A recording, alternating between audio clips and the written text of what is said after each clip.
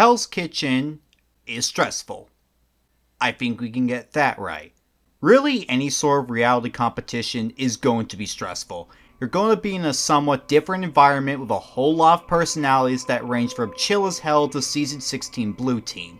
As such, it's no surprise that you're going to act in ways that may not be in your nature.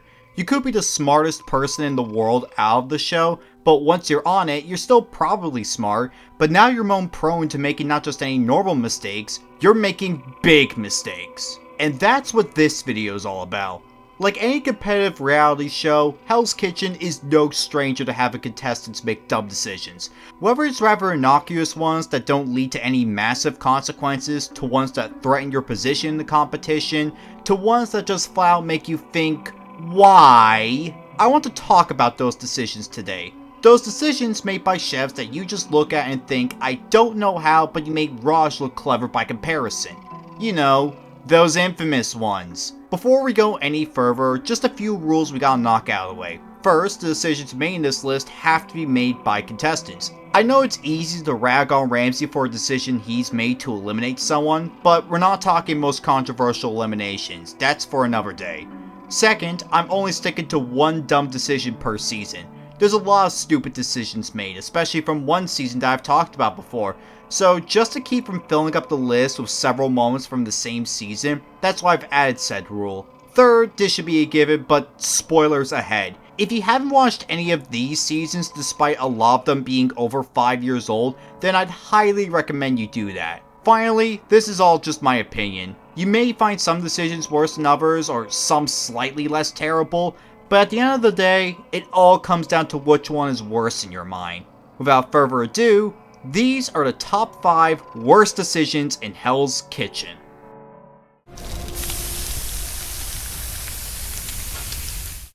There are so many choices when it comes to a dumb decision from Season 8. One of the reasons as to why Season 8 is so iconic despite being a relatively untalented cast is because it seems that once an episode, someone does something that seriously jeopardizes their spot in the competition. From Vinny highly recommending not ordering sides, to Boris mocking Ramsay, to Melissa and the fillets, to pretty much anything that Raj does, there's a reason as to why I made that one per season role, and it's because I could fill up half the list with anything from Season 8. I had to pick one moment, however, and after a bit of deliberation, I chose what I thought was one of the biggest fumbles in the show's history. So I've talked about Russell before in my Season 8 video, and to say he's not exactly a likable chef is an understatement. Rude, aggressive, pretty much every bad trait you can get in a chef that's not either racism or sexism. He's also unfortunately the strongest chef on the blue team and one of the strongest chefs overall.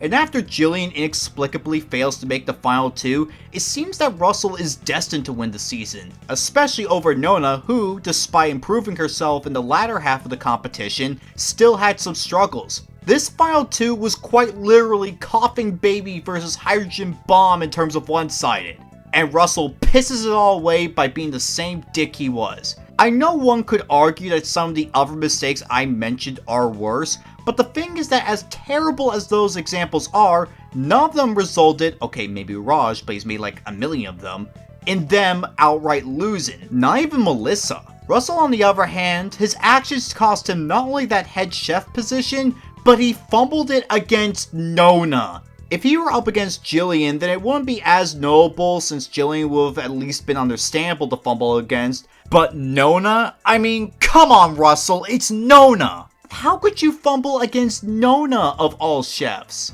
There's probably even bigger examples than this, like Will not switching out Krupa despite her many mistakes on fish, and Benjamin letting Robin back in after she had her mess ups.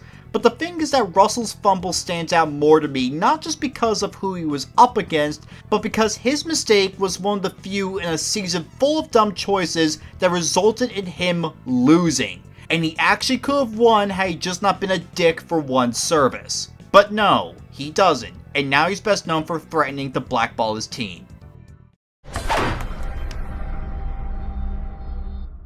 Yeah, I'm just gonna get this out of the way.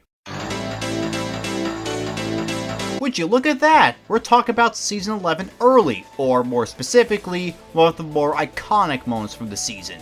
Sebastian is a chef whose ranking will probably surprise a lot of people, and part of the reason for that ranking is because of his one and only service. After messing up on appetizers a few times, Sebastian would try to seemingly breathe some life into the kitchen, and by extension the season, by calling Zach Zacky Wacky, leading to him getting immediately kicked out.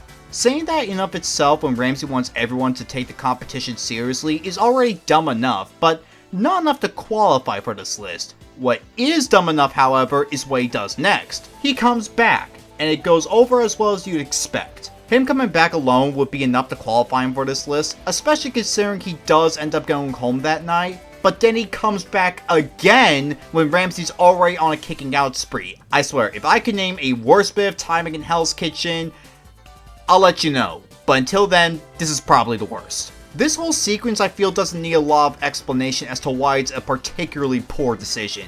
Like, you get kicked out once, that's when Ramsay's pissed at you, so logic dictates that if you want to survive elimination, listen to him! The fact he comes back not once, but twice when he's already in the shit for being a goof is just a whole ass storybook of bad decisions. It's the layers on top of layers of bad decisions that catapult Sebastian so far up the list for me.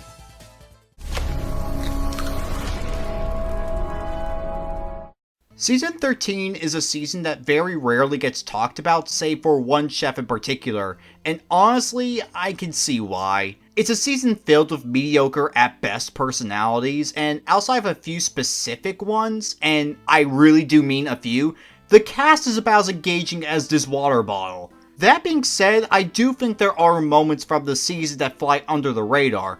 Frank's elimination episode, which is probably my favorite episode of the season, Bryant's and Aaron's argument being unintentionally hilarious, and Katie making one of the dumbest decisions ever.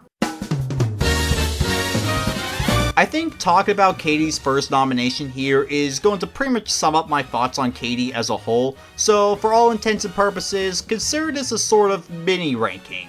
Katie was doing relatively well, all things considered, up to around the final 14. In spite of her lack in screen time and personality, she was relatively consistent and seemed like a potential sleeper pick to win. Final 14 rolls around and Katie, in spite of making absolutely no mistakes that night and Kaitlyn and Ro making a few, Katie would be nominated alongside the former. Ramsay, however, disagreed with that and told Katie, who, again, made no mistakes that night, to reveal the nominees.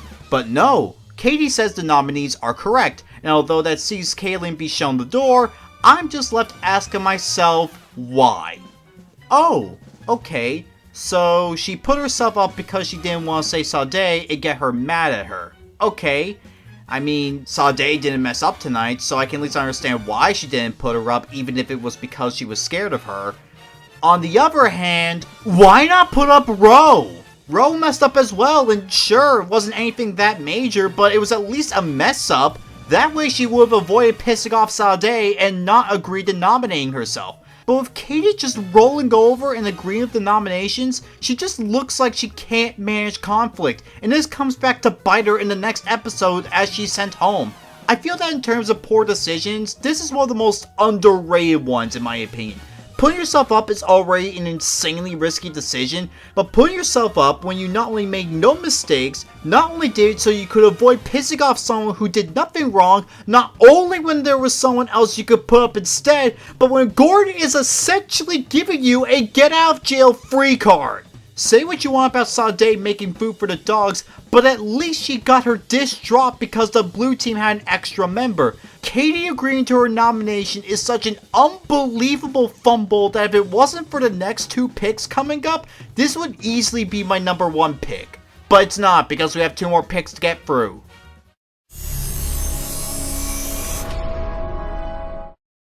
Now, I shouldn't be the one saying this because God knows I know a lot about cooking, but there's a few things you should know before going on to Hell's Kitchen. How to cook a Wellington, how to cook scallops, how to cook risotto, and basic fucking safety! Season 14 is a very talented cast. I think we get that all clear. Fantastic cast, fantastic black jackets, fantastic winner, even though I still have some takes. But if there was anyone who stuck out like a sore thumb in such a talented cast, it was definitely Michael. And Krissa, but we'll get to her when we rank the Season 14 cast. throughout the season, Michael seemed like your fairly average donkey. Clueless in the kitchen, never that strong, the usual. But then the third episode rolls around and he goes from clueless donkey to flat out dangerous donut, because during service that night he grabs a smoking hot pan. Instead of doing the normal thing like putting the hot pan somewhere safe to cool off, he decides to put on the cold pans and not tell anyone. Do I even need to explain the issue of this? Like, I think that anyone who has a basic understanding of cooking, hell, anyone who's even seen their own home kitchen, would immediately identify the issue of this. If not, let me explain in the most basic way possible. Brett grabs hot pan, third degree burn, possibly gets medically evacuated and doesn't even have to have it happen on the toilet. Josh grabs the pan, third degree burn, medical elimination, and we don't get to see him in black jackets and him being cringe. This is just such a horrible display of cooking etiquette for obvious reasons. Like, Michael nearly took out a chef with him because of his carelessness. I don't even have a lot to say about it. It's all right here. I don't even need to go into depth on why this is such a bad idea. Just fuck, moving on. But first, some honorable mentions. This is pretty much a more to-the-point version of Katie's entry I described earlier. Struggling to answer a question is one thing, but then to flat out admit you're not stronger than the person you're trying to stay over is another level of stupid entirely. I know Gia would also technically get mentioned here since she did the same thing, but she survived that night, so Jared gets all the brunt. Lying about cut to get out of dinner service is honestly one of the most pathetic things you could do. Seriously, this is like me faking being sick so I can get out of school, except I'm not competing for a head chef position and my teacher isn't Gordon Ramsay. Honestly, this is more of an excuse to rant about why I fucking loathe Tiffany's time on the show. Just, what were you gonna gain out of this aside from getting the red team to hate each other all over again? The only reason as to why this barely avoided making the list is because I think there's stupider actions and this didn't result in any eliminations. This was also really close to making the list, but didn't because I thought there were stupider mistakes. Just, come on Melinda, you didn't need to toss out the Capellini because it was under, just cook it a little bit more. The bin scene is iconic though, as well as Belinda looking like she just got dissed by John Cena.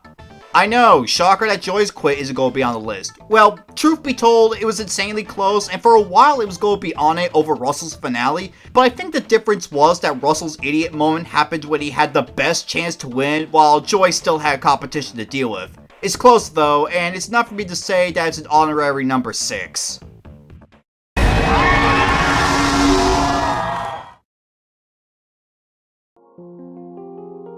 We've talked about many dumb moments so far. Fumbled finales, ignored instructions, lack of common sense, the whole works. You'd imagine that with everything I've just talked about, the number 1 spot would have been tricky or at the very least somewhat difficult. The truth of the matter is that in spite of all the dumb and questionable decisions throughout the show, the biggest one to me was never much of a contest.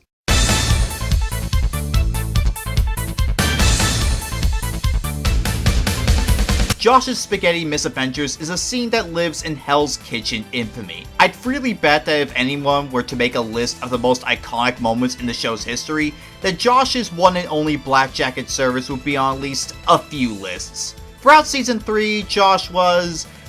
okay, there's really no other way to put it, really shit. His biggest high throughout the competition was getting a decent score in a Dover Soul cleaning challenge. And considering that's the exact same high that someone like Tom had, you know you're shit. In spite of all that, he somehow made it to the Black Jackets, which would prove to be where his luck ran out. In his one and only service, Josh had started cooking a bunch of spaghetti and risotto not on order, and Ramsay had wound up catching him and told him in no certain terms to not do that.